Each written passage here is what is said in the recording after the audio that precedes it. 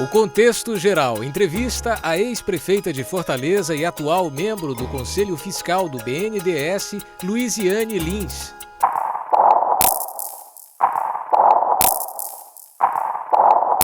Oito anos de movimento social, entre movimento estudantil, movimento cultural, que eu fazia parte da Associação Brasileira de Vídeo Popular, eram os vídeos engajados naquele momento, não era tão fácil fazer vídeo como é agora, que você faz pela internet, e também movimento sindical. Então foram 8 anos intensos nos movimentos sociais.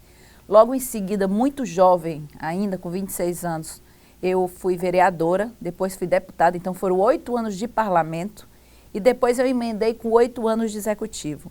Portanto, são aí 24 anos da minha vida ininterruptos, sem, de fato, fazer outra coisa a não ser ajudar o mundo a ser melhor. Da minha parcela pequena, humilde, mas da minha contribuição. Então, é atípico porque eu estou vivendo um momento onde eu retomei algumas coisas da minha vida, por exemplo, a vida acadêmica. Assim que eu terminei o mandato, no final do ano passado, eu imediatamente assumi, assim que as aulas começaram no semestre, no primeiro semestre desse ano, a Universidade Federal do Ceará. Eu sou professora concursada da Federal, do curso de Comunicação Social. Sou professora exatamente de jornalismo e de publicidade e propaganda. E com muito orgulho, com muita alegria, eu voltei para a sala de aula, que é o meu ofício. Eu costumo dizer que eu sou professora. Eu estive prefeita, estive exercendo transmissões que o povo me deu, mas eu sou professora. Então, eu fiz isso com muita dedicação. Nesse segundo semestre, em função da minha intenção de fazer a seleção do mestrado no Rio de Janeiro, daí essa divisão entre Rio e Fortaleza, primeiro porque eu acho que ia ser muito duro, sabe? Ficar em Fortaleza e ver a desconstrução de muita coisa que a gente fez e você vê, isso é muito duro, é muito impactante. Então, você ser uma comentarista digamos assim, do que está acontecendo quando você, há um ano atrás, você estava fazendo e fazendo muito melhor, isso é muito doloroso. Então, eu tinha certeza que eu não podia estar 100% aqui. E, ao mesmo tempo, eu tinha que cumprir minhas obrigações acadêmicas. Então, por volta de, mais ou menos no mês de abril, eu fui convidada pela ministra das Mulheres, ministra Eleonora, que é a ministra das Mulheres Nacional. Ela me chamou, né? Isso é inclusive uma história que pouca gente sabe, eu vou até colocar várias coisas que eu fiquei muito tempo sem falar, porque eu acho que a gente tem que dar tempo ao tempo, né? Se eu saísse falando e eu dizer que eu era ressentida, é porque perdeu a eleição. Então, eu deixei quase um ano se passar para voltar a falar e dizer o que eu penso dessas coisas todas. Então, a ministra Eleonora me convidou para ser assessora especial do Ministério das Mulheres. Só que eu tinha que morar em Brasília. Nessa ocasião, eu já tinha assumido o semestre na Universidade Federal do Ceará. Então, eu achei que seria muito ruim, não seria uma coisa bacana eu largar meus alunos no meio do semestre. Então, eu agradeci o convite, era um convite que foi feito por ela, mas através dela, mas foi da presidente Dilma. E que logo em seguida, em maio, a presidente Dilma me chamou, conversou comigo, eu disse que tinha duas questões que me impediam de morar em Brasília. O primeiro era exatamente o meu semestre na universidade, que eu já tinha iniciado, eu não queria interromper e deixar meus alunos sem professor. E a segunda coisa seria o fato de que eu presido o PT estadual. Eu ia deixar a presidência do PT em fevereiro desse ano, por não fazer parte da maioria que apoia a atual aliança que está colocada aí com os Ferreira Gomes. Mas eu acabei cedendo ao pedido do presidente Lula, da presidenta Dilma e do presidente Rui Falcão, presidente nacional do PT. Então, eu disse a ela que por esses dois motivos não podia morar em Brasília. E aí foi então que ainda em maio desse ano veio o convite para compor o Conselho Fiscal do BNDES, né, que é um conselho exatamente que fiscaliza uma espécie de controle social que o banco tem a partir de 3 conselheiros efetivos e 3 suplentes e que funciona no Rio de Janeiro. Então, eu disse para ela que eu estava ainda num processo de seleção do mestrado, mas assim que passasse, assim que tivesse mais adiantado esse processo, eu assumiria. E só me senti preparada para fazer isso agora. Então, recentemente foi que eu entrei em contato de fato e fui nomeada no dia 5 e tomei posse agora na última sexta-feira, no Rio de Janeiro, tomei posse como membro efetivo do Conselho do BNDES. Isso não vai me tirar de Fortaleza. Por quê? Porque eu sistematicamente tenho que estar aqui. Inclusive porque agora, como conselheiro do BNDES, o BNDES, ele paga toda a estadia, a locomoção para você fazer parte dessas reuniões. Portanto, está absolutamente conciliável a minha vida aqui, até porque eu não consigo largar essa cidade, está no meu coração, mas eu quero lhe dizer, Musa, que é atípico esse ano para mim. Foi um ano que eu parei até para olhar um pouco para a minha vida, para mim mesmo, né? A gente às vezes vai num... Eu nasci com esse sentimento de ver a política como missão, nunca como carreira, assim como carreira profissional, mas como missão. Eu tinha missão e cumpri as missões. E saí com a cabeça erguida da Prefeitura de Fortaleza, tenho certeza que deu o melhor de mim. Então, estou um ano que eu estou muito, assim, que eu tive que voltar a estudar para poder, inclusive, dar minhas aulas, eu tive que voltar a estudar para disputar a seleção do mestrado, eu tive que fazer algumas paradas, eu, inclusive, até estou com uma queimadura aqui no braço, que fui saber se as panelas gostavam de mim, porque eu até andei ensaiando cozinhar, coisa que eu nunca tinha na vida tentado, né? Eu vi que as panelas não gostam muito de mim, que eu andei me queimando, mas, enfim, coisas que para mim, como uma pessoa que vive a vida e tudo, tinha muita coisa que eu tinha me afastado, porque eu comecei muito jovem nesse processo todo. Então, assim, esse ano para mim é um ano diferente, mas um ano que tem sido muito bom, muito rico de aprendizado.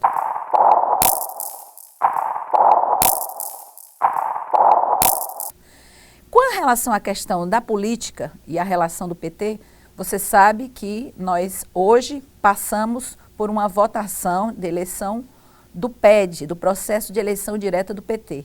E no próximo período e nos próximos anos nós teremos as direções renovadas.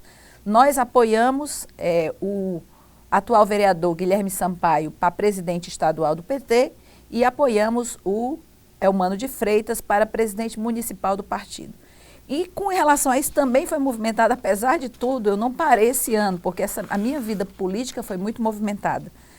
Você sabe que, inclusive, foi falado, foi muito comentado na imprensa nacional, na imprensa local, que eu recebi um convite do atual presidente nacional do Partido Socialista Brasileiro, o governador Eduardo Campos, que esse convite não foi feito agora. Para quem não sabe, é porque eu nunca quis fazer intriga política disso, mas esse convite me foi feito ainda no mês de abril pelo presidente Eduardo Campos. Eu tive por 3 vezes pessoalmente com ele, através também de outras lideranças nacionais, como o secretário-geral do partido, Carlos Siqueira, o atual presidente da Comissão Provisória, Sérgio Novaes.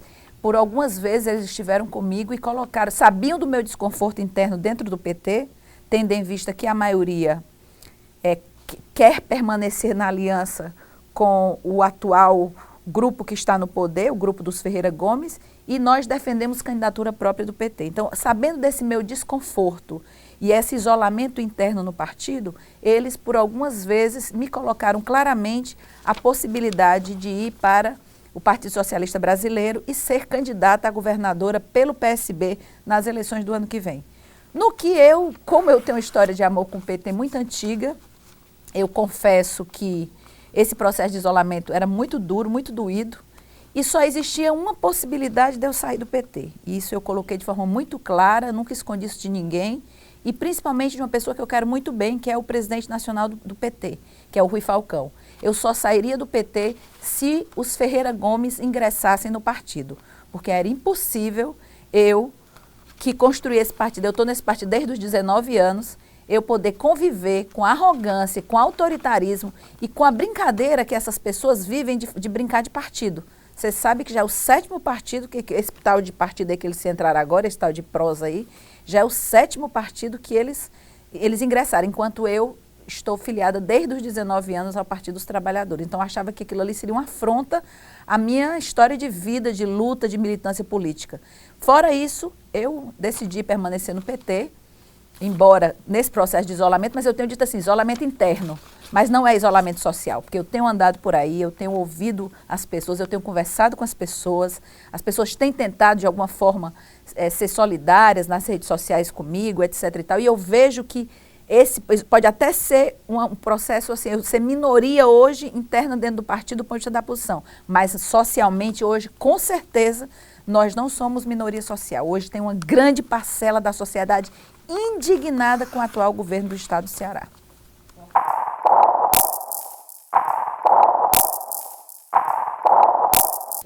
Musa, já é uma tradição do PT esse processo de discussão interna. Na verdade, não são 2 grupos, são 10 grupos. Só para você ter uma ideia, para presidente estadual, nós tivemos 5 candidatos a presidente estadual do PT. E, diga-se de passagem, dos 5, 4 têm a posição de que o PT pode ter candidatura própria. E só um que afirma que vai para a coligação. Mas, assim, pode não ter a maioria interna do partido, mas de ponto de vista de posicionamento, porque qual é a minha tese? E eu tenho dito isso, disse isso para o presidente Lula, que no começo do ano disse que poderíamos ter o cenário, inclusive de candidatura própria do PT, dependendo como andasse essa candidatura do Eduardo Campos, como é que se ia ter palanque aqui do PT ou não aqui no Ceará. Mas uma coisa é certa. Qual é a tese que eu defendo?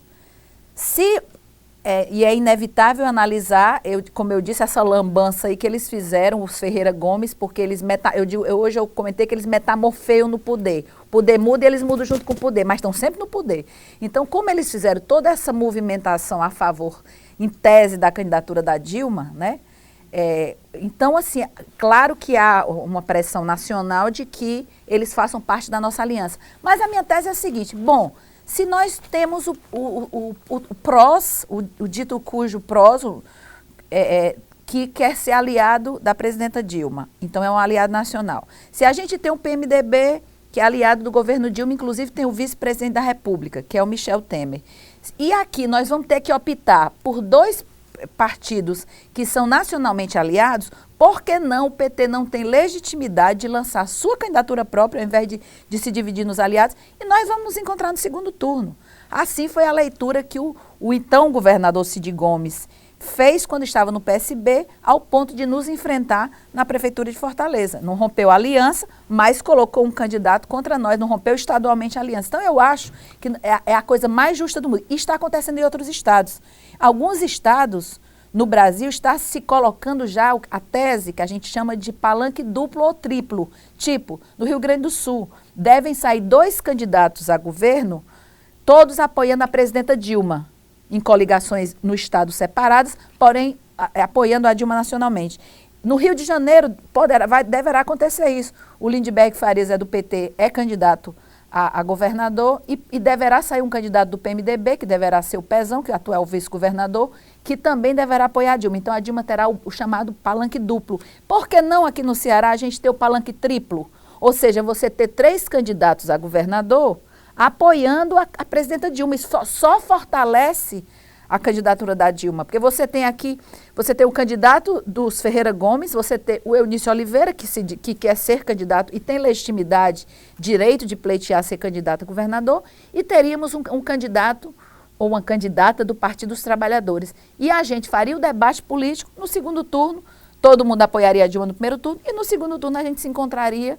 Então, assim, essa discussão que eu faço, assim, quando eu falo isolamento, não é também tão esse isolamento, nós ainda não temos a dimensão disso, né? Estamos, inclusive, hoje também fazendo a apuração do processo eleitoral, deve entrar por noite adentro, o processo de apuração do PED, e depois é que nós vamos ver realmente como é que estão esses números, porque o PED vai eleger as direções, mas nós só vamos tomar decisão com relação à estratégia eleitoral partidária no próximo ano.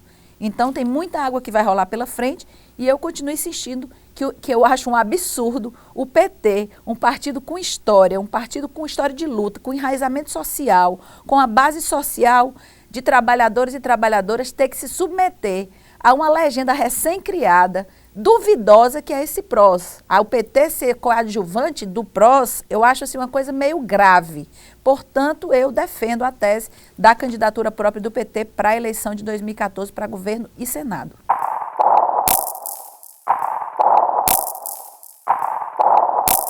Olha, eu tive esse debate eu já tive esse debate com o presidente Lula, já tive esse debate com a presidenta Dilma e com o presidente Rui Falcão, no sentido de que isso desde o começo do ano é conversado. Em nenhum momento, toda a vida que a gente conversa com o presidente Rui Falcão, ele sempre diz, o estado do Ceará, nós podemos ter alguns cenários. Ele nunca diz, já fechamos com...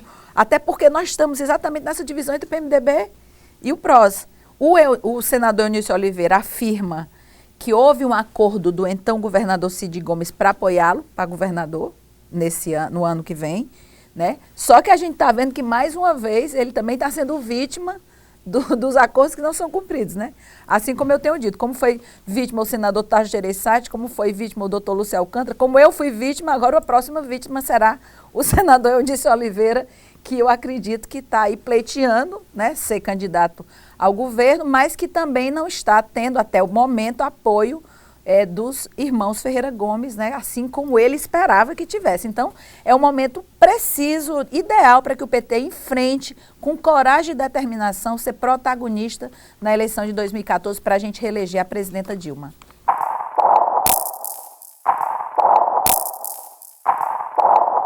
Olha, de fato, você está certa, eles têm uma relação extremamente utilitarista com as pessoas. Isso é muito terrível.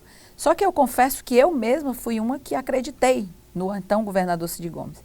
Em 2006, eu achei que o Cid era alguém que, pelo que eu conheci, e pessoalmente a gente tinha uma boa relação, começou a ter uma boa relação e eu tinha um bem-querer.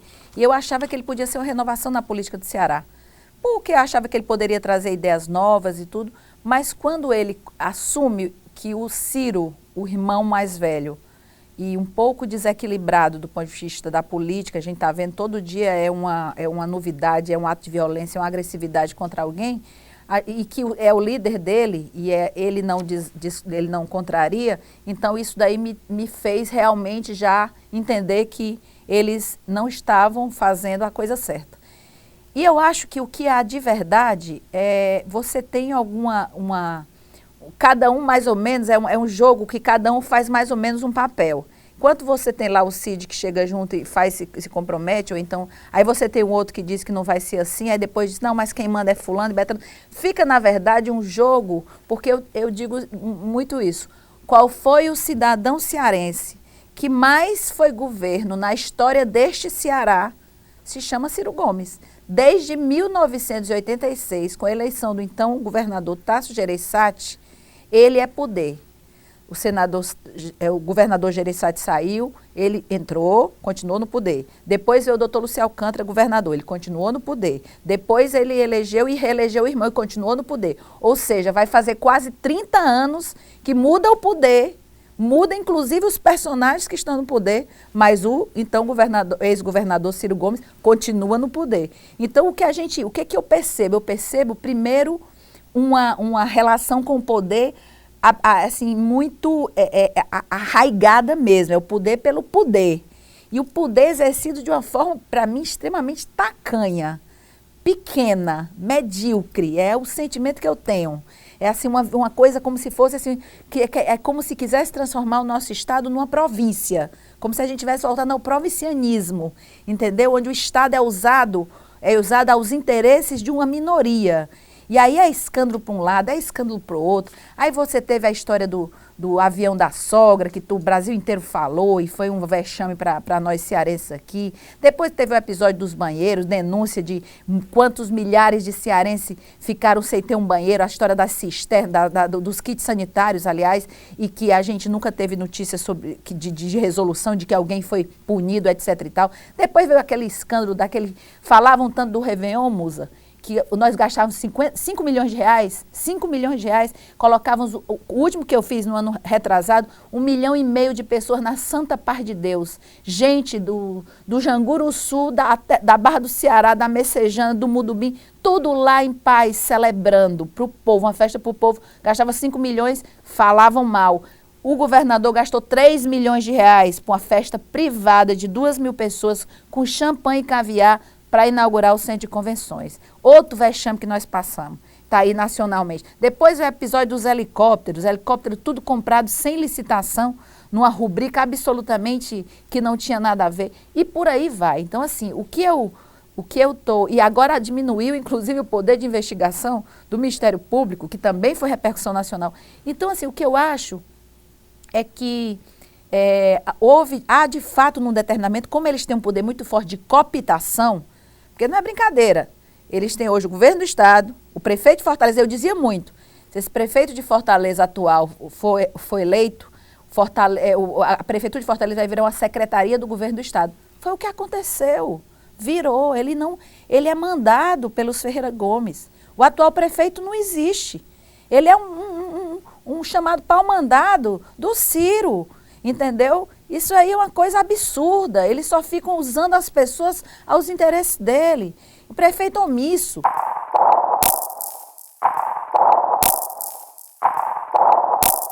Tudo que esse prefeito está fazendo, todas as obras que estão sendo construídas, todas, digo para o povo cearense, quero que a juventude saiba, quero que as mulheres, os homens, que todo mundo saiba, todas as obras que ele até agora conseguiu fazer, e eu passei quase um ano para falar, nós estamos quase a um ano do fim do governo, eu deixei o dinheiro.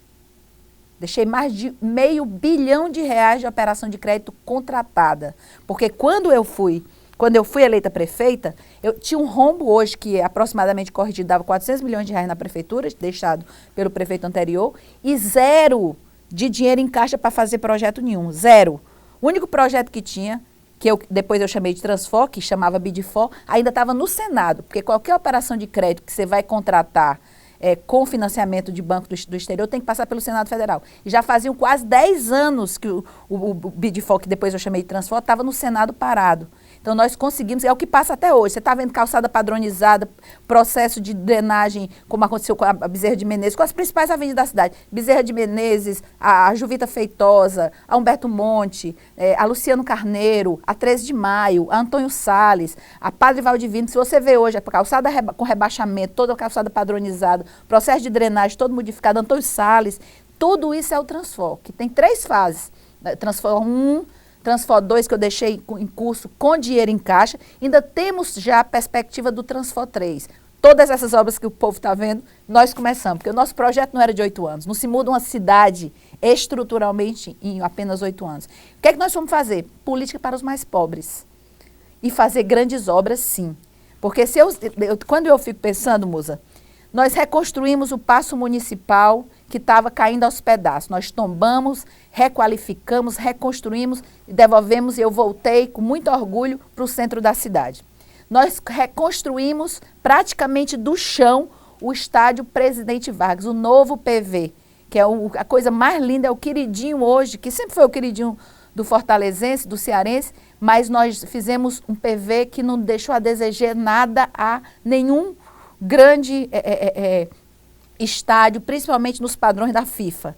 Nós construímos o maior hospital de referência dos direitos da mulher do Brasil. Um hospital de 80 mil metros quadrados de área total, de 26 mil metros quadrados de área construída, com L-ponto, com todos os equipamentos mais modernos, de mamografia, de tudo. Tem que só vendo.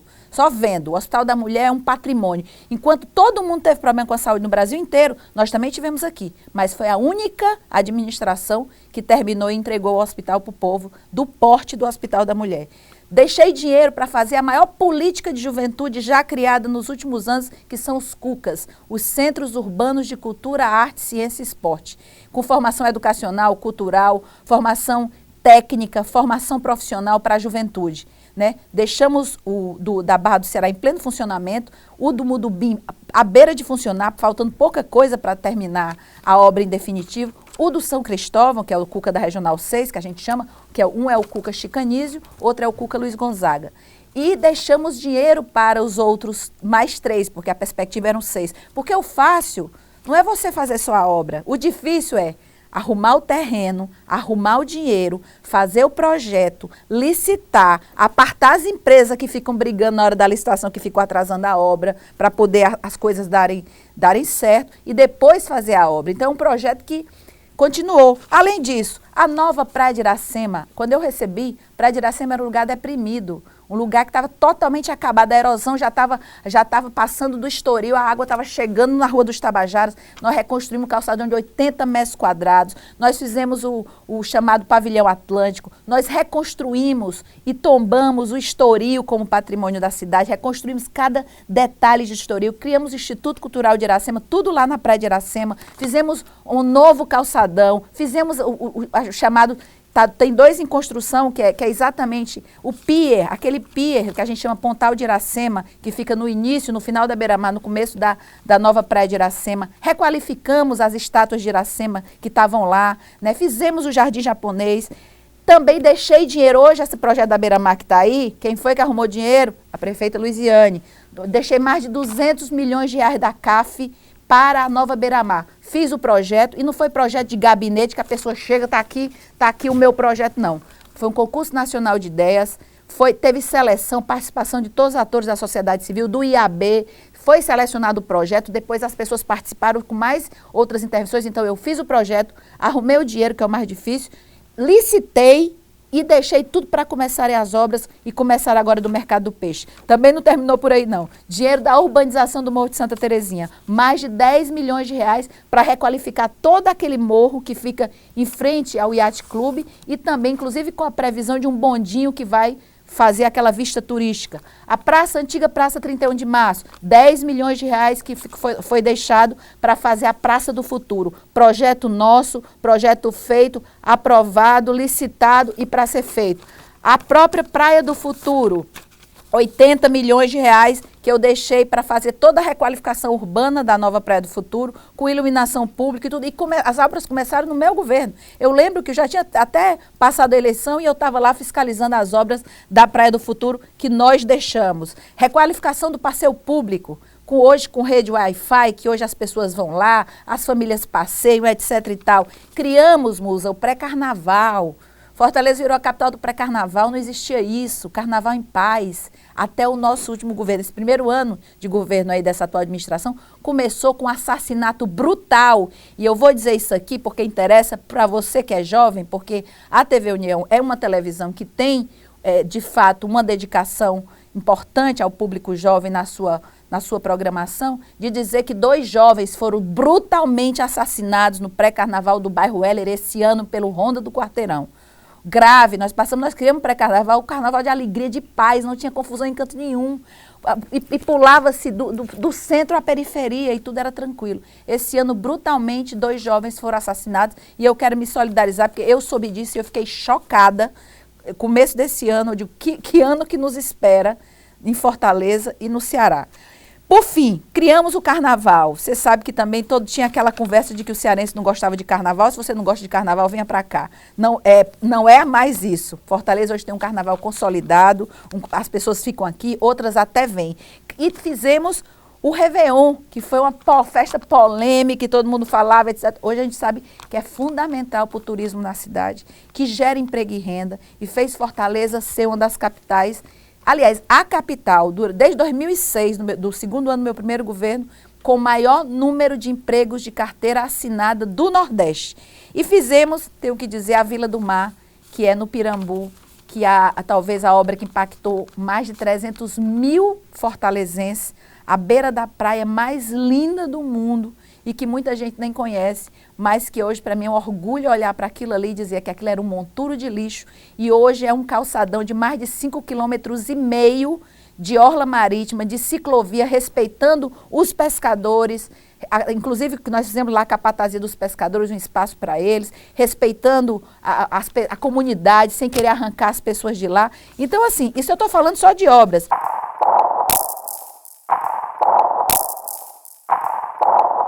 Eu toda a vida chego e alguém tem sempre uma coisa para reclamar. Nós pegamos 3 CAPs, Centro de Atenção Psicossocial, nós deixamos 16 Centros de Atenção Psicossocial. O atual prefeito que diz que é médico, é todo sabido, está acabando com os CAPs. Posto de saúde hoje, não tem nem vacina para as crianças. Falavam tanto de mim, tal, eu não contratei. Contratei todos os médicos que eu pude, não contratei mais porque não tinha. Você está vendo agora a dificuldade que teve que vir médico na marra para cá, porque você não tem médico suficiente para cumprir o que realmente precisa. Os postos de saúde estão acabando. Inclusive, acabaram o 3º turno, que foi uma conquista do nosso governo.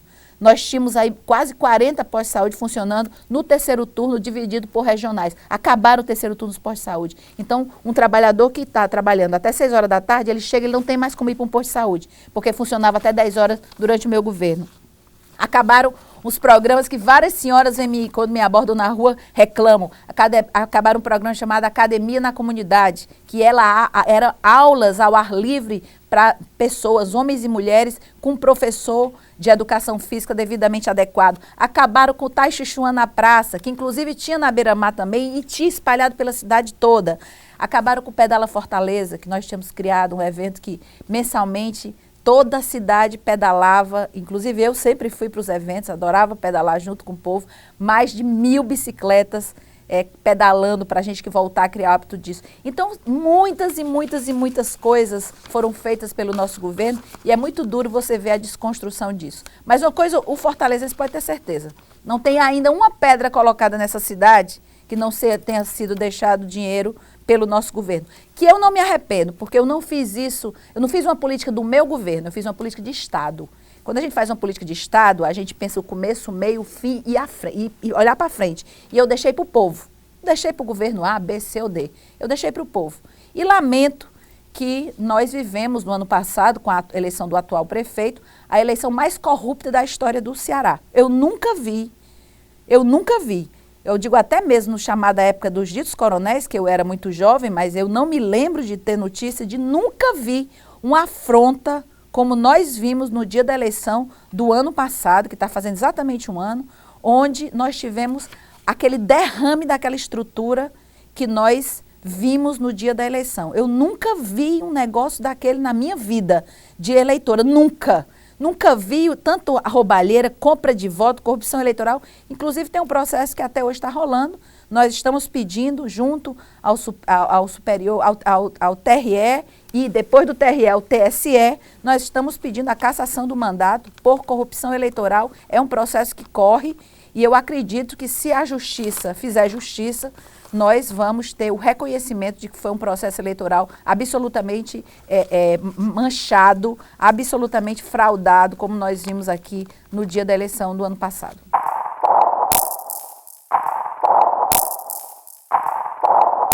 Bom, Musa, aquele projeto, aliás, aquilo ali faz parte de um projeto muito maior, muito mais global, né? Aquela área particularmente, que é o Transfor. O Transfor, ele já estava, ele não tinha saído do Senado, não tinha ainda dinheiro, não tinha perspectiva ainda, mas o projeto estava feito há 10 anos. Há 10 anos ele se arrastava no Senado quando eu assumi a prefeitura. E o que acontece é que qualquer projeto, se você muda alguma coisa, você demora mais 3, 4 anos ele tramitando. Então, quando a gente recebeu aquele projeto do antigo prefeito, Dr. Juracy Magalhães, a gente disse, não, vamos fazer o seguinte, nós vamos tocar o projeto, que depois eu dei o nome de Transfor, que é esse projeto que impacta, nós temos mais de 200 quilômetros desse tipo de alinhamento de calçada, de rebaixamento de calçada, de iluminação pública, foi o caso da Bezerra de Menezes que eu citei, do mergulhão na Bezerra de Menezes, e como a Bezerra de Menezes foi resolvida, iam ter outros gargalos das cidades que a gente também ia ter que ajudar na mobilidade urbana. Só que a gente foi fazendo as coisas através dos consensos, conversando com a sociedade. Eu vou dar um exemplo para você. Quando foi feito o projeto na Avenida Bezerra de Menezes, o antigo projeto da gestão do Dr. Juracy previa cortar todas as árvores da Bezerra de Menezes e implantar uma ciclovia. Então, assim, a primeira coisa, quando eu soube disso, eu digo, não corta uma árvore.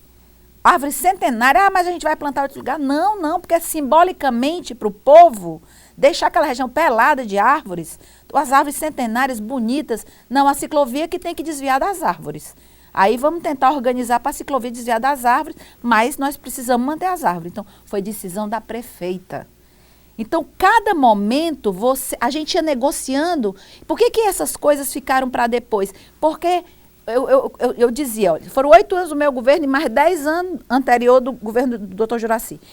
Se tramitou 10 anos esse projeto, antes da gente assumir, esse projeto foi elaborado há 18 anos. Então, há 18 anos, talvez, viaduto fosse a solução, né? Todo mundo só falava em viaduto e viaduto. Hoje em dia, viaduto, do ponto de vista urbano, é rechaçado. Os países do mundo mais avançados, as cidades mais bonitas do mundo, estão acabando com os viadutos. Hoje você trabalha com outro tipo de coisa, com outro tipo de alça, você trabalha com os mergulhões, com outro tipo de coisa. Então, eu acho que aí voltou o quê? Falta de competência do atual prefeito para buscar soluções alternativas, falta de compromisso com a questão ambiental, truculência com os movimentos sociais, porque eu vou dizer uma coisa, eu me surpreendi com a Guarda Municipal. Porque o carinho que eu dediquei à Guarda Municipal, equipando a Guarda Municipal, criando uma cultura de direitos humanos, uma cultura de paz na Guarda, ver como a Guarda foi mal orientada, porque ali não é um problema, ali não é responsabilidade dos guardas, ali eles são comandados para fazer aquele tipo de desocupação violenta que a Guarda Municipal nunca na minha gestão, olha, eu esperei quase 8 meses de governo, aconteceu isso. Eu fiquei 8 anos. 8 anos, e como militante de direitos humanos, eu tinha muito cuidado, eu pessoalmente cuidava disso. Porque eu sabia que a gente não consegue conquistar a hegemonia e conquistar as coisas na marra, não. Acima de tudo, um executivo, ele tem que ter sensibilidade e tem que estar preparado para mediar os conflitos sociais. Então, jamais perder nenhuma área verde numa cidade que tem pouquíssimas áreas verdes como Fortaleza. Então, das poucas áreas de preservação que nós temos, que é o Cocó, ser impactado com o viaduto que está completamente demodé, realmente é chocante. E eu fico muito impressionada como é que isso está sendo feito na marra, porque é grave. E eu sei que a sociedade está insatisfeita, a sociedade fortalezense está... Eu estou sentindo a cidade um pouco deprimida, sabe? Eu estou vendo, assim, os espaços públicos que, na nossa gestão, as pessoas estavam ocupando as ruas, as pessoas estavam indo para as praças, estavam indo para o passeio público. A praia de Iracema era cheia, lotada. Eu já estava tendo que ordenar a bicicleta que o idoso queria andar, a bicicleta queria passar por cima, e tinha patins e tinha não sei o quê. Eu já estava tendo que ordenar lá, agora há pouco tempo. Nós tivemos esse ano 2 assassinatos no Estoril. 2 assassinatos de pessoas no Estoril. Aquilo nunca aconteceu durante o nosso governo. Por quê? Porque a gente olhava a cidade de outro jeito. Porque a gente primeiro amava as pessoas e principalmente o povo mais pobre. E começamos a fazer as obras pelo lado de lá que precisava mais. E deixamos o dinheiro, porque nosso projeto ainda deveria ter mais 8 anos para a gente fechar essa parte estrutural de Fortaleza. Agora, deixamos o dinheiro para o lado de cá, que é o lado da Beira-Mar, que é o lado da Praia do Futuro. Mas não descuidamos, quer dizer, deixamos aí na cidade grandes obras.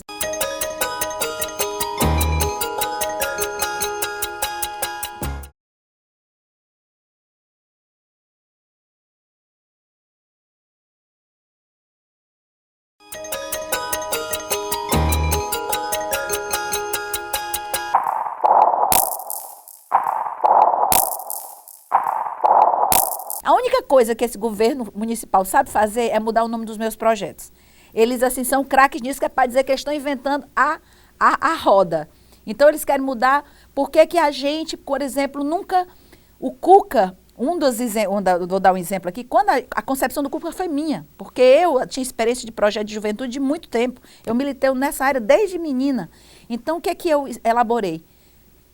Como a gente não podia fazer um centro urbano desse por bairro, ele é uma estrutura muito grande, muito grandiosa e muito cara. O Cuca tem 14 mil metros quadrados de área. E tudo de bom e de melhor. De cinema, de televisão, de cinema, de televisão, de teatro, de sala de dança, de laboratório de televisão, de fotografia. Enfim, é um espaço fantástico.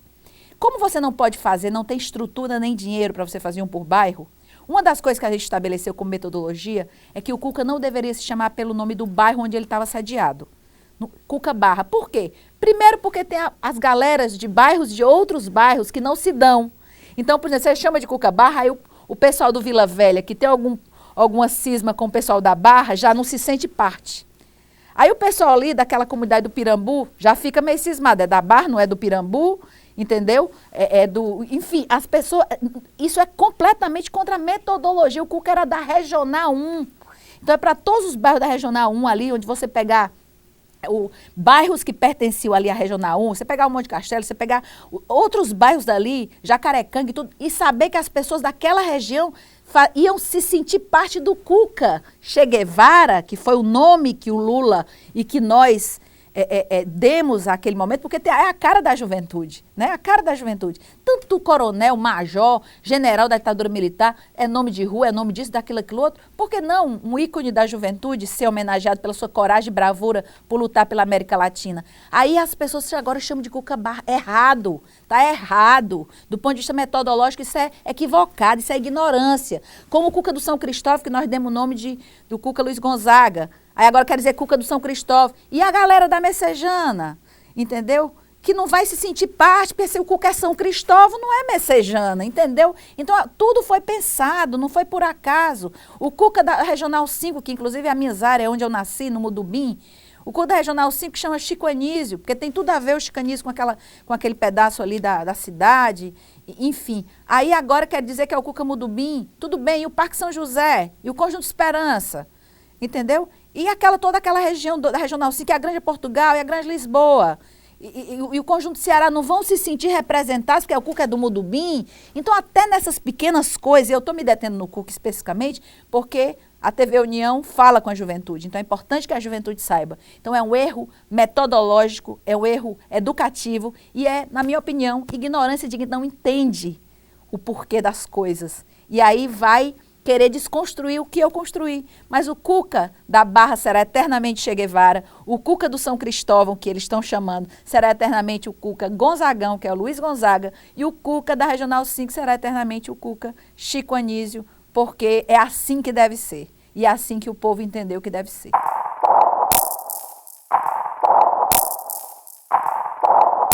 Do ponto de vista nacional, né, você sabe que eu sou aliada da presidenta Dilma Rousseff. Acho que nós iniciamos com o presidente Lula realmente uma nova era política na história desse país. Acho que nós tivemos grandes avanços em várias áreas, por exemplo, como direitos humanos, a própria política econômica. Nós tivemos aí mais de 40, 50 milhões de brasileiros que ascenderam a uma linha de consumo que antes elas não podiam, saíram da linha de pobreza e chegaram num outro patamar. Hoje nós temos praticamente, enquanto você tem a Europa com um desemprego altíssimo, que é o caso da Espanha, de Portugal, da Grécia, como você tem os Estados Unidos também com desemprego de mais de 7%, você tem o Brasil com uma média de 5% de desemprego. Nós estamos quase numa situação do Brasil de pleno emprego. Então são conquistas muito importantes. Eu acho que agora o desafio da presidente Dilma é poder mostrar que, além de tudo que nós conquistamos, a gente pode mais. Porque, Musa, existe um sentimento nas pessoas. Quando as pessoas elas estão senhoras de direito, quando elas já se sentem mais cidadãs, elas exigem mais. Isso é um processo natural da vida. Qualquer ser humano quer sempre estar melhor, quer sempre buscar mais. É isso que move o ser humano para frente, é a esperança, é o sonho, é a perspectiva de você melhorar, a vida do seu filho melhorar, a vida do seu neto ser melhor do que foi a sua. Então, assim, eu acho que agora está nas mãos da presidente Dilma, do PT, do nosso projeto político, dizer ao povo que o que foi conquistado está consolidado e que nós podemos muito mais. Então, eu acredito que nacionalmente ela vai conseguir, porque ela é uma mulher muito corajosa, ela é uma mulher que não tem medo de desafio, preparada. Então, eu acredito que ela vai conseguir superar essas dificuldades, né, que são naturais de um governo, de um país com dimensão continental como é o nosso.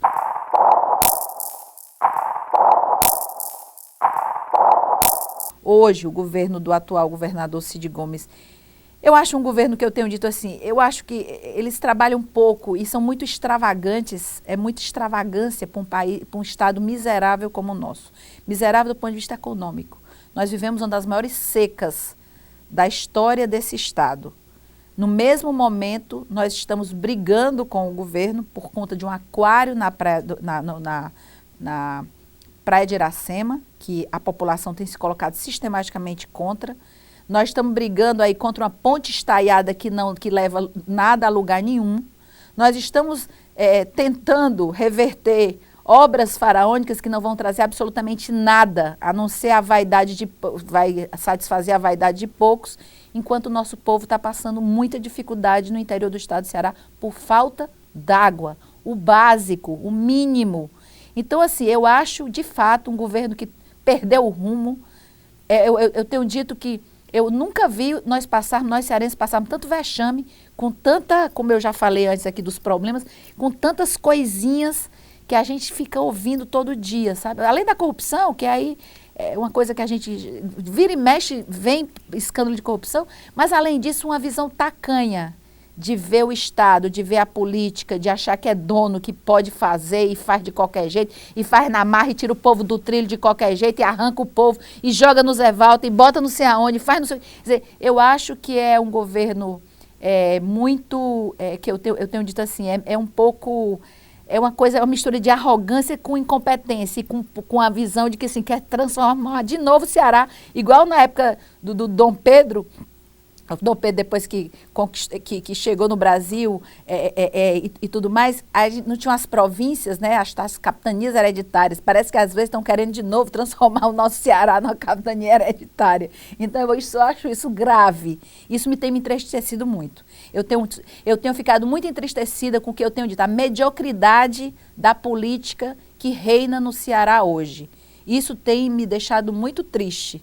Então, assim, até uma válvula de escape também, eu tá nesse processo do mestrado, tá lendo outras coisas e tudo, para mim tem sido importante até para poder, mas ao mesmo tempo estou sintonizada, mas para também não ser ressentida que perdeu a eleição, essa coisa toda, não. Deixei passar, fiquei muito tempo calada, fui várias vezes procurada, mas como eu não tenho maioria interna no PT para fazer a crítica que eu posso como presidente, passar do PED, agora eu vou ficar à vontade para poder dizer o que eu penso, o que eu falo, até porque eu sou ofendida sistematicamente por esta turma dos irmãos Ferreira Gomes. Primeiro, ainda quando eu ainda era aliada do Cid, era o chefe da Casa Civil do governo que me xingava nas redes sociais dele. Era o irmão mais velho do governador que não parava de me xingar. Era o irmão mais novo do governador me xingando nas redes sociais. E eu digo, que aliado é esse? Que aliado é esse, né? Eu nunca fiz esse tipo de crítica de baixo calão, crítica de miudez. Eu penso grande na vida e na política, então não gosto desse tipo de coisa. Então, para mim, o governo do Estado é um fracasso. Fracasso, não dialogou com o povo, talvez teve uma outra conquista pontual, mas assim, obras que eram muito faz de conta, por exemplo, pega o Hospital de Sobral. Nós tivemos, primeiro, um show superfaturado. Logo em seguida, caiu a marquise do hospital, ou seja, a fachada do hospital, ou seja, era um hospital de fachada. Os operários foram feridos, sequer no hospital puderam ser tratados, porque o hospital não funcionava. Foi funcionar muito tempo depois. E quando soube agora, ainda roubaram os equipamentos dentro do Hospital de Sobral. Gente, é brincadeira. E quando, assim, são obras que se dizem muito faraônicas, etc., mas na prática não funcionam, não tem utilidade. Muito melhor que ele tivesse fortalecendo, como prometeram, que o governador ia ser amigo e parceiro do prefeito, está equipando os postos de saúde com o básico, com esparadrapo, que diz que está faltando. Tem muitos médicos, amigo meu, que estão dizendo que a saúde está um caos absoluto e reclamavam tanto de mim, e o prefeito não disse que era médico, que era muito simples resolver a saúde, não fazia uma crítica fácil, que é isso que inclusive me deixa muito aborrecida. Era uma crítica fácil demais. Esse tal, por exemplo, coisas assim que... Era uma crítica muito fácil, porque assim, coisa para mostrar, além das obras que eu falei aqui para você tudinho, nós tivemos programas sociais importantíssimos. Nós tivemos o ProJovem, que formou mais de 15 mil jovens com curso profissionalizante. Nós tínhamos o Cred Jovem, que era um projeto da SDE que estimulava o empreendedorismo juvenil. Nós tivemos programas que realmente, como mulheres empreendedoras, mulheres que saíam do Bolsa Família exatamente para fazer curso profissionalizante e coisas. Nós tivemos um grande projeto de alfabetização. Nós estávamos alfabetizando, aí nós tínhamos uma média, eu mesma entreguei o diploma a mais de 5 mil pessoas que estavam se inscrevendo no programa de alfabetização que a prefeitura estava promovendo, porque o meu objetivo é que Fortaleza fosse a capital brasileira com menor índice de analfabetismo. Isso era a minha perspectiva. Eu soube que acabou o projeto. Simplesmente acabaram o projeto. A troco de quê? O que está acontecendo na cidade de novo? Nada. Absolutamente nada. E cadê o prefeito, que era tão sabido e sabia resolver tão fácil as coisas? A tarifa social foi ideia nossa. Nós implementamos. Quem garantiu a MEI absolutamente sem custo as carteiras de estudante da rede pública foi eu. Hoje a MEI está valendo por isso. Quem foi que conquistou a tarifa mais barata de sistema integrado do Brasil, que hoje Fortaleza é referência? Foi o nosso governo. Portanto, esse prefeito precisa dizer a que veio, porque até agora esse governo só é a sombra do meu, e é uma sombra meio esquisita. Não é nem uma sombra verdadeira. É igual a caverna de Platão, é uma sombra ainda que não dá para saber onde vai dar.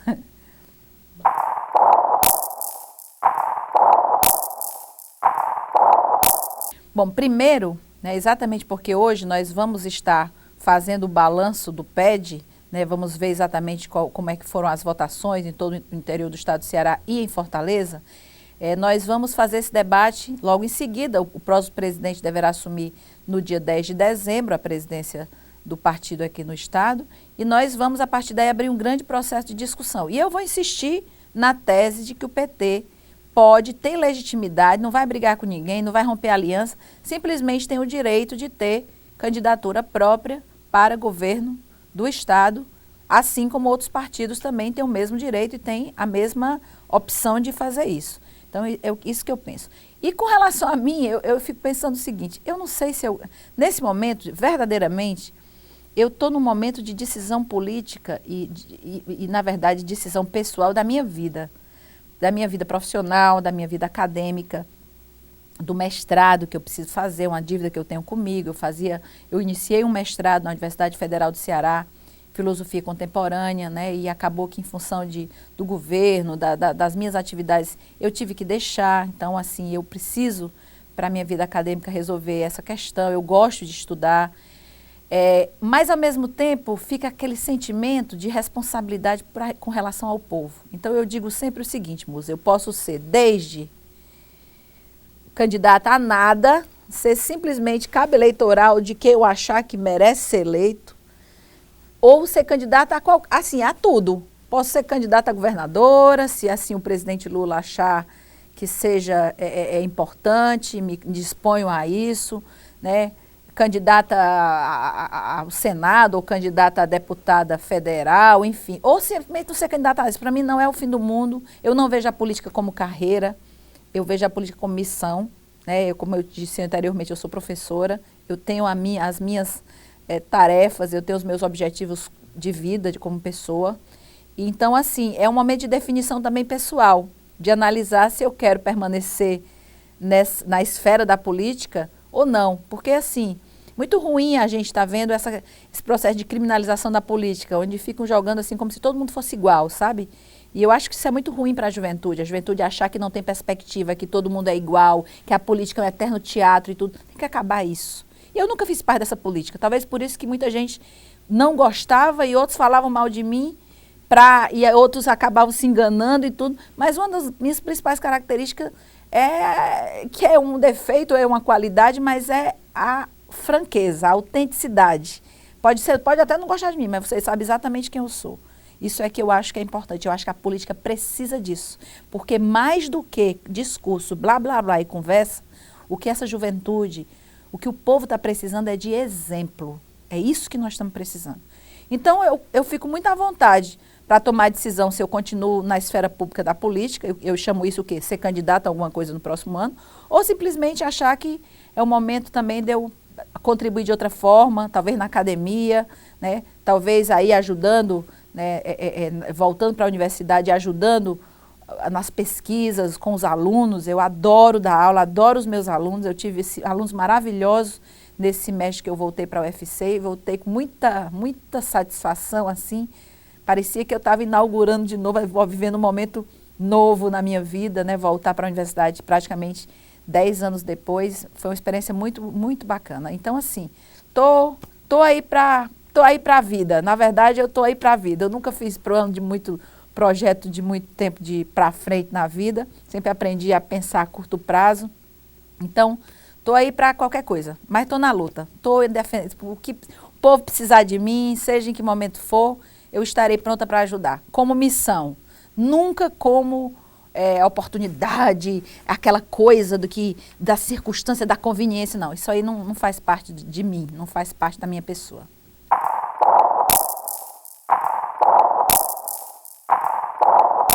Acima de tudo, tem que acreditar na humanidade.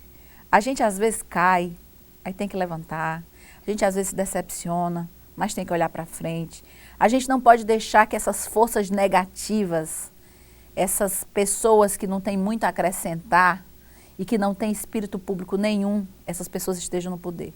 Então, na medida que o jovem ele se exime da participação na política, seja de que forma for, ele está colaborando para que esse status quo, para que essa situação permaneça.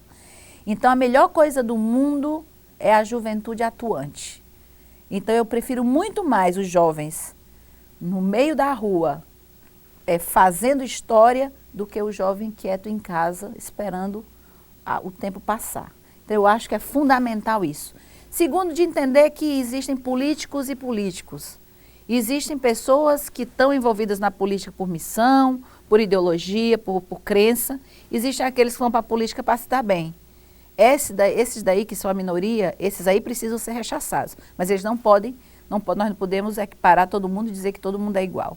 Uma outra coisa que eu acho que é importante, Musa, lembrar é o seguinte: esses jovens, que hoje estão com 16, 17, 18 anos, se você pegar aí os 8 anos de governo do Lula e mais 2 anos de governo da Dilma, ou seja, 10 anos aí, essa juventude, quando começou o governo Lula, eles eram crianças. Então, eles tinham 8, 10 anos de idade. A gente, quando é muito pequeno, a gente não acompanha a política, a gente acompanha muito pouco. Então, esses jovens não viram o que era o Brasil antes do Lula.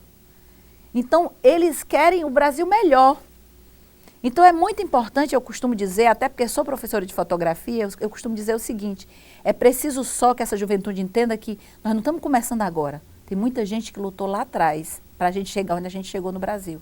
Teve gente que morreu para que a gente hoje tenha o direito de protestar como eles estão na rua protestando. Porque antes, o simples ato de protesto, por si só, já era motivo de repressão, era motivo de presos, era motivo de gente que sumiu, que nunca apareceu, era motivo de tortura. Então, assim, a história não está começando agora. Eles hoje estão sendo protagonistas, isso é muito importante. Mas teve muita gente que lutou até a gente chegar onde a gente chegou. Então, esse jovem precisa entender que a gente não pode só ver a foto da história, a gente tem que ver o filme da história. E nesse filme nós temos conquista desses últimos 10 anos de Lula e da Dilma, ou seja, do PT no governo, que foram 10 anos fundamentais para a mudança desse país.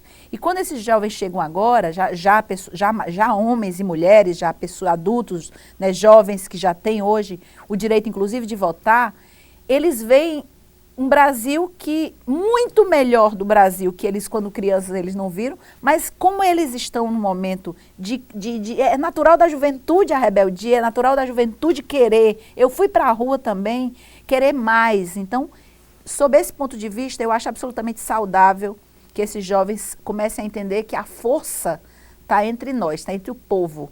E não existe mudança social nesse mundo que não teve como um dos principais protagonistas a juventude. Isso é fato.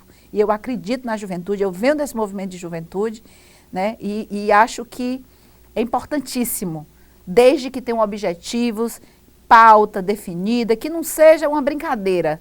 Né? Fazer política, mesmo a política estudantil, a política comunitária, as coisas, tudo é muito sério.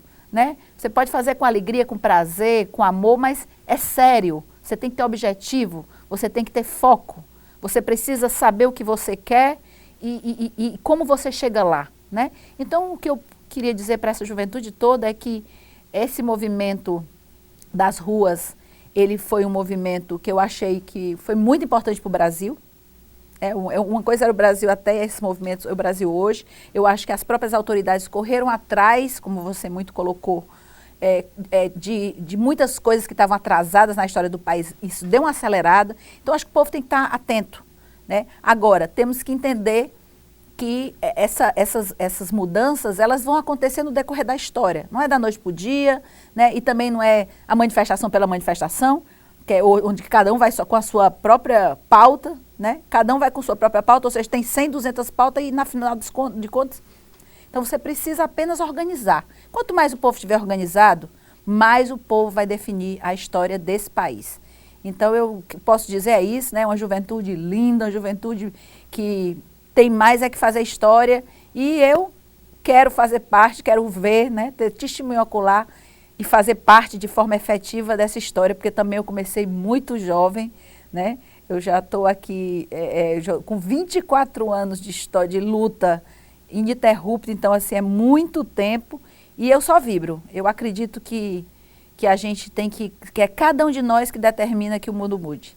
A gente ficar só esperando, como dizia o Raul Seixas, com a boca escancarada, cheia de dentes, esperando a morte chegar, isso não é para nós. A gente tem que ir fazer a história. A história faz parte da nossa construção. Então, está nas nossas mãos mudar, está nas nossas mãos fazer a história. Eu acredito nisso.